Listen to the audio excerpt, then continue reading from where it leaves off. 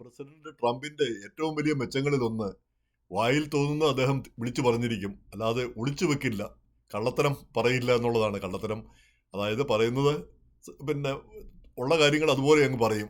സാധാരണ രാഷ്ട്രീയക്കാരൊക്കെ മനസ്സിലൊന്ന് വെച്ചുകൊണ്ട് വേറൊന്ന് പറയുന്ന ആളുകളാണ്. ഇപ്പം EMSനെ പറ്റിയൊക്കെ പറയുന്ന അദ്ദേഹം ഒന്ന് പറഞ്ഞാൽ അതിന് പല പല അർത്ഥങ്ങളുണ്ടായിരുന്നാണ് അന്ന് KR ചുമ്മാറൊക്കെ പിന്നെ പറഞ്ഞിട്ടുള്ളത്. കാരണം അർത്ഥം എന്താണെന്ന് നമുക്ക് പറയാൻ പിടികിട്ടുക പോലുമില്ല. ആ രീതിയിലായിരുന്നു പറഞ്ഞിരുന്നത്. പക്ഷേ ട്രംപിന്റെ കാര്യത്തിൽ ഉള്ള കാര്യം ഉള്ളതുപോലെ തുറന്നടിച്ചങ്ങ് പറയും. അപ്പോൾ ഇന്ന് ഈ രണ്ടാമത്തെ ഭരണത്തിന്റെ 100-ാം ദിവസമാണ്. അതിന്റെ ആഘോഷം മിഷിഗണിലാണ് നടക്കുന്നത്, ഡിട്രോയിറ്റിൽ. അപ്പം ട്രംപിന്റെ എല്ലാ ആഘോഷങ്ങളും പരിസമാപ്തി കുറിക്കുന്ന അവിടെയാണ്, ഡിട്രോയിറ്റിലാണ്. അപ്പോൾ അങ്ങോട്ട് പുറപ്പെടുന്നതിന് മുമ്പ് പത്രക്കാർ ചോദിച്ചു, ഇനി അടുത്ത മാർപ്പാപ്പയായിട്ട് ആരെ തിരഞ്ഞെടുക്കണം എന്നാണ് ആഗ്രഹിക്കുന്നത്. എന്നെ തന്നെ തിരഞ്ഞെടുക്കണമെന്നാണ് ഞാൻ ആഗ്രഹിക്കുന്നത്. ഞാൻ പോപ്പാകാൻ റെഡിയാണ് എന്ന് പിന്നെ പിന്നെ ഉടൻ തന്നെ മറുപടിയും വന്നു. അപ്പം പിന്നെ മനസ്സിലിരിക്കുന്നത് അല്ലെങ്കിൽ മനസ്സിൽ തോന്നുന്നത് അതേപടി പറയുന്നതിന് ഒരു മടിയും അദ്ദേഹം കാണിച്ചില്ല. അതേതായാലും എനിക്കിഷ്ടപ്പെട്ടു. പിന്നെ തമാശയ്ക്കാണെങ്കിലും പ്രസിഡന്റ് അങ്ങനെ പറഞ്ഞത്. പക്ഷേ എന്നാലും വേറെ ആരെയാണ് താല്പര്യം എന്നുള്ള രീതിയിൽ പത്രക്കാർ ചോദിച്ചപ്പോൾ പറയുന്നത്, നമ്മുടെ ന്യൂയോർക്ക് കർദിനാളുണ്ട്. അത് വളരെ നല്ല ഒരാളാണ്. കർദിനാൾ തിമോത്തി ഡോളൻ, ന്യൂയോർക്കിലെ ആർച്ച് ബിഷപ്പ്.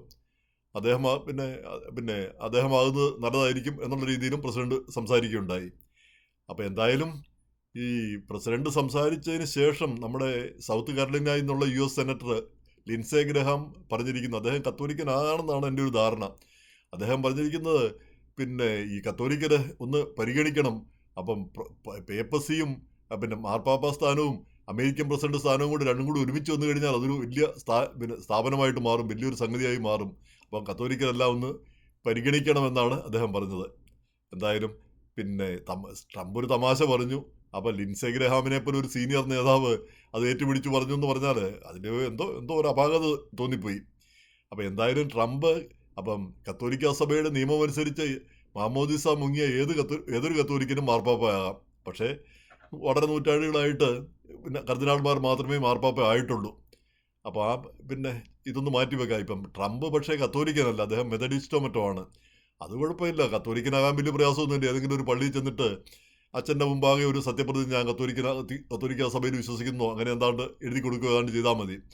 ഇനി മെത്തഡിസ്റ്റ് സഭയിലെ പിന്നെ കത്തോലിക്കനാകണമെങ്കിൽ ബാപ്റ്റൈസ് ചെയ്യണം, അതായത് ജ്ഞാനസ്നാനം സ്വീകരിക്കണം. അദ്ദേഹം ഈ മറ്റ് പല സഭകളിലെയും ബാപ്റ്റിസം, മാമോദിസ കത്തോലിക്ക സഭയും അംഗീകരിക്കാറുണ്ട്. ഈ ബാപ്റ്റിസ്റ്റുകളുടെ മാമോദിസ അംഗീകരിച്ചിട്ടുണ്ടോ എന്ന് എനിക്ക് അറിഞ്ഞുകൂടാ. ഇനി അംഗീകരിച്ചിട്ടില്ലെങ്കിൽ ഒരു മാമോദിസ ചെയ്യുന്നതിനും വലിയ പ്രയാസമുള്ള കാര്യമല്ല, ഒരു നിസ്സാരമായിട്ടുള്ളൊരു കാര്യമേ ഉള്ളൂ.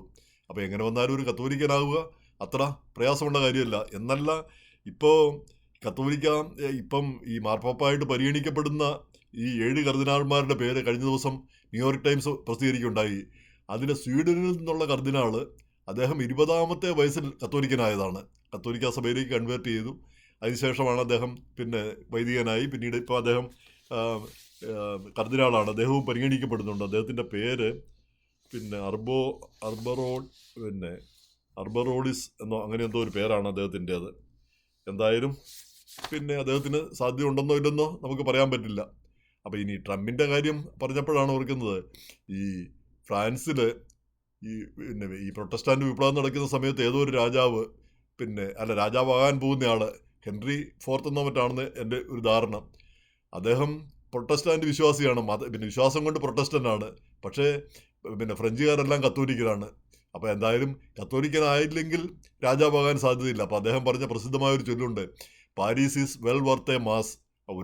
ഒരു കുർബാന ഒരു പള്ളി അങ്ങോട്ട് മാറിയാൽ പാരീസിൻ്റെ ഭരണം, പിന്നെ ഫ്രാൻസിൻ്റെ ഭരണം കിട്ടുമെങ്കിൽ അത് തരക്കേടില്ലാത്തൊരു കാര്യമാണ് എന്ന് പറഞ്ഞ പോലെ ഒരു മാമോദിസ പിന്നെ മാറുന്നതേ ഉള്ളൂവെങ്കിൽ ട്രംപിന് അങ്ങനെയും ചെയ്യാവുന്നതാണ്. എന്തായാലും ഇതൊരു തമാശയായിട്ട് കരുതേണ്ടതാണത്. ലിൻസേ ഗ്രഹാമിനെ പോലുള്ളവരൊക്കെ അത് ഏറ്റുപിടിച്ചു എന്ന് പറഞ്ഞാൽ തന്നെ അതൊരു നാണക്കേട് തന്നെ.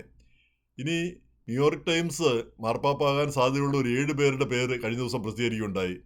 അപ്പം അത് ഇപ്പം ടൈംസിനെ പോലെയുള്ള പിന്നെ ഒരു പത്രം വളരെ പിന്നെ സ്വാധീനവും വളരെ പിന്നെ എല്ലാ തരത്തിലും നാനാതരത്തിലും ബന്ധങ്ങളുള്ള ഒരു പത്രം പിന്നെ എഴുതുമ്പോൾ അതിന് വലിയ പ്രാധാന്യമുണ്ട്. അതിൽ കുറേയേറെ കാര്യങ്ങളുണ്ടെന്ന് നമ്മൾ കണക്കാക്കണം. അപ്പോൾ ആ 7 പേരിൽ ഈ നമ്മൾ വിചാരിക്കുന്ന ആളുകളൊക്കെ തന്നെയാണ് അതിൽ കാണുന്നത്. അതിൽ ഒരു പിന്നെ കർദിനാൾ പിയർ ബാറ്റിസ്റ്റ പിസബെല്ല, അദ്ദേഹം വത്തിക്കാനിൽ അദ്ദേഹം ഇറ്റലിക്കാരനാണ്. പക്ഷേ ദീർഘകാലം അദ്ദേഹം ജെറുസലേമിലാണ് സേവനമനുഷ്ഠിച്ചത്. അപ്പോൾ അങ്ങനെയുള്ള ഒരാൾ വത്തിക്കാൻ പൊളിറ്റിക്സിലൊന്നും കാര്യമായിട്ടില്ല. പക്ഷേ ഈ കർദിനാൾ സ്ഥാനം ഇറ്റാലിയൻസിന് തിരിച്ചു ചെല്ലും അദ്ദേഹം കർദിനാളായാൽ. അദ്ദേഹത്തിന് പക്ഷേ പ്രായം കുറവാണ്, 60-ലേറെ പ്രായമേ ഉള്ളൂ അദ്ദേഹത്തിന്. ഇനി മറ്റൊരു കർദിനാള് ഈ കർദിനാൾ ആൻഡേഴ്സ് അർബറോലിയസ്, അദ്ദേഹത്തിന് പക്ഷേ 60 വയസ്സേ ഉള്ളൂ. അദ്ദേഹം 2 വർഷം മുമ്പാണ് കർദിനാളായത്. ഇനി സെക്രട്ടറി ഓഫ് സ്റ്റേറ്റ് പിയട്രോ പരോളിനുണ്ട്, 70 വയസ്സ്. അപ്പോൾ അദ്ദേഹം വളരെ കാര്യപ്പെട്ടയാളാണ്, വളരെ പരിചയസമ്പന്നനാണ്. പക്ഷേ ആകെപ്പാടെയുള്ള ഒരു പ്രശ്നം, അദ്ദേഹം ഇടവക വൈദികനായിട്ടോ മെത്രാനായിട്ടോ ഒന്നും സേവനമനുഷ്ഠിച്ചിട്ടില്ല. ഈ വത്തിക്കാൻ്റെ നയതന്ത്ര കാര്യാലയത്തിലാണ് സേവനമനുഷ്ഠിച്ചത്. നമ്മുടെ കൂവക്കാട് കർദിനാൾ കൂവക്കാടിനെ പോലെ എന്ന് പറഞ്ഞാൽ ഇവരെ ഈ വിഭാഗക്കാർക്ക് ഈ എംബസി വത്തിക്കാൻ്റെ നയതന്ത്ര വിഭാഗത്തിലുള്ളവർക്ക് ആത്മീയതയൊക്കെ കമ്മിയാണെന്നാണ് എൻ്റെ അനുഭവത്തിൽ നിന്ന് ഞാൻ മനസ്സിലാക്കിയിട്ടുള്ളത്. അവർ നേരിട്ടുള്ള ഭരണപരിചയവും സഭാപരമായിട്ടുള്ള കാര്യങ്ങളിൽ സഭാമക്കളുമായിട്ടുള്ള ബന്ധങ്ങളും ഒക്കെ വളരെ കുറവാണെന്നാണ് ഞാൻ മനസ്സിലാക്കുന്നത്. അപ്പോൾ അങ്ങനെയുള്ള ഒരാൾ ആകുമോ ഇല്ലയോ എന്ന് നമുക്ക് പറയാൻ പറ്റത്തില്ല. പക്ഷേ സാധ്യത വളരെ കൂടുതലുണ്ടെന്നാണ് ന്യൂയോർക്ക് ടൈംസ് പറയുന്നത്. അതുപോലെ തന്നെ ആഫ്രിക്കയിൽ നിന്ന് കിൻഷാസയിലെ കർദിനാൾ, അദ്ദേഹത്തിൻ്റെ അബോങ്കോ എന്ന് പറയുന്ന അദ്ദേഹത്തിന് വലിയ സാധ്യത കാണുന്നു. പിന്നെ ഏഷ്യയിൽ നിന്നാണെങ്കിൽ നമ്മുടെ ഫിലിപ്പൈൻസിൽ നിന്നുള്ള കർദിനാൾ ടാഗിൾ. ഏറ്റവും രസം, ഈ കർദിനാൾ ടാഗിളിൻ്റെ പേര് വളരെ ഫെമിലിയർ ആയിട്ട് വരുന്നു. പറഞ്ഞ് എല്ലാ റിപ്പോർട്ടുകളിലും എല്ലാ കാര്യങ്ങളിലും അദ്ദേഹത്തിൻ്റെ പേര് വരുന്നുണ്ട്. അതാണ് ഇപ്പോൾ എത്രയാണ് 65-67 വയസ്സേ ഉള്ളൂ, അധികം പ്രായവുമായിട്ടില്ല. അപ്പോൾ അദ്ദേഹത്തിൻ്റെ പേര് ഒരു പരിചിതമായ ഒരു പേരായി മാറിക്കൊണ്ടിരിക്കുന്നു, നമുക്ക് സുപരിചിതമായ ഒരു പേരായിട്ട് അദ്ദേഹം മാറിക്കൊണ്ടിരിക്കുന്നു. അതിൻ്റെ ഒരു വലിയ മാറ്റമാണ് വാസ്തവം പറഞ്ഞാൽ. അപ്പോൾ ഇങ്ങനെ പിന്നെ ഹംഗറിയിൽ നിന്നുള്ള കർദിനാളുണ്ട് പീറ്റർ എർദോ. അദ്ദേഹം വെറും കടുംപിടുത്തക്കാരനാണ്. ഈ ആളുകൾ ഇങ്ങോട്ട് മൈഗ്രൻസ് ഒന്നും വരുന്നതിനെ അനുകൂലിക്കുന്ന ആളല്ല. സഭ ആ പാരമ്പര്യത്തിലേക്കും പാരമ്പര്യവാദിയും തികഞ്ഞ ആ രീതിയിൽ പോകുന്ന ആളാണ്. ഇനി ഞാൻ അനുകൂലിക്കുന്ന കർദിനാള് നമ്മുടെ ഈ മാറ്റിയോ സുപ്പി എന്ന് പറഞ്ഞൊരു കർദിനാള്. അദ്ദേഹം ബൊളോഞ്ഞയിലെ ആർച്ച് ബിഷപ്പായിരുന്നു. അദ്ദേഹത്തെ ഫ്രാൻസിസ് മാർപ്പാപ്പ തന്നെയാണ് കർദിനാളാക്കിയത് 2019 മറ്റോ. അദ്ദേഹം ഫ്രാൻസിസ് പാപ്പയെ പോലെ തന്നെയാണ് ഈ പാവപ്പെട്ടവർക്ക് വേണ്ടി നിലകൊള്ളുന്നത്. അതുപോലെ തന്നെ ഈ പുരോഗമനപരമായിട്ട് ചിന്തിക്കുന്നു. അപ്പം പാപ്പ തന്നെ അദ്ദേഹം ഒരു പിൻഗാമിയാകണമെന്ന് ആഗ്രഹിച്ചിരുന്നിരിക്കാം എന്നാണ് പലരും പറയുന്നത്. എന്തായാലും അദ്ദേഹത്തിന് സാധ്യത ഉണ്ടെന്നാണ് കരുതേണ്ടിയിരിക്കുന്നത്. എന്തായാലും അദ്ദേഹത്തിന് ഒരു സാധ്യത തെളിയട്ടെ എന്നാണ് എൻ്റെ ഒരു വിനീതമായ ഒരു അഭിപ്രായം. എന്തായാലും നമ്മുടെ അഭിപ്രായത്തിനൊന്നും ഒരു വിലയുള്ള കാര്യമല്ല ഈ സഭാകാര്യങ്ങളിൽ. പക്ഷേ ഒരുപക്ഷെ അദ്ദേഹം തിരഞ്ഞെടുക്കപ്പെടാനുള്ള സാധ്യതയും ധാരാളമായിട്ട് കാണുന്നു. പിന്നെ ഇത് തിരഞ്ഞെടുപ്പ് നടത്തുന്ന വ്യക്തികളല്ല, പരിശുദ്ധാത്മാവ് നേരിട്ട് ഇടപെടുന്നു എന്നാണ് നമ്മുടെ വിശ്വാസം. അതനുസരിച്ച് കോൺക്ലേവ് കഴിയുന്നത് വരെ കാത്തിരിക്കാം.